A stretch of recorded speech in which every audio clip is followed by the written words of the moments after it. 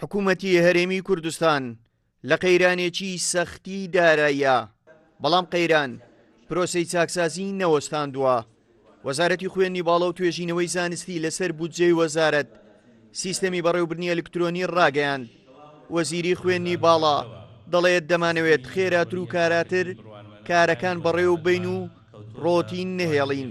لەمە دووە چیتر پێویست ناکە هاوڵاتیان بۆ بەدواداچوونی مامەڵەکانیان بێنە وەزارەت، بەڵکو دەتوانن لە ڕێگای ماڵپەری سیستمی بەڕێوەبردنی ئەلکترۆنی وەزارەتەوە چاودێری بەڕێوەچوونی مامەڵەکەیان بکەن.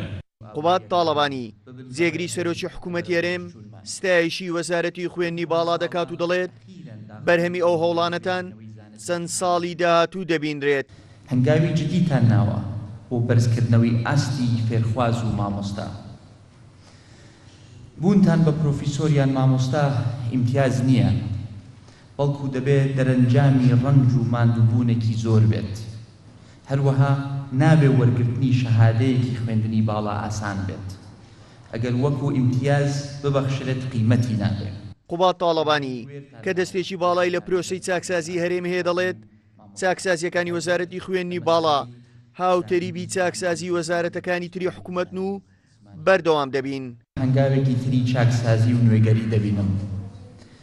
گرنگە کە نەهێڵین بربەستە سیاسی و ئابوووریەکان ببن بە ڕێگەر لە بەرەو پێشچوونمان. بەو هیوایم کە وەزارەت بەرنامەی ڕاهێنانی توانەکان بگوازێتەوە بۆ لای خۆی و بە تەواوەتی بیکا بە بەشێک لە بەرنامەی خۆی و داخلی سیستەمی ڕانگنیشی بکات.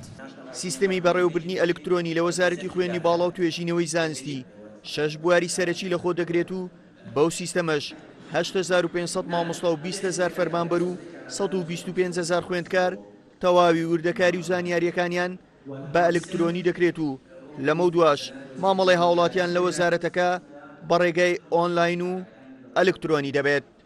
هاوکار عەبدوڕەحمان، کورسات نیوز، هەولێر.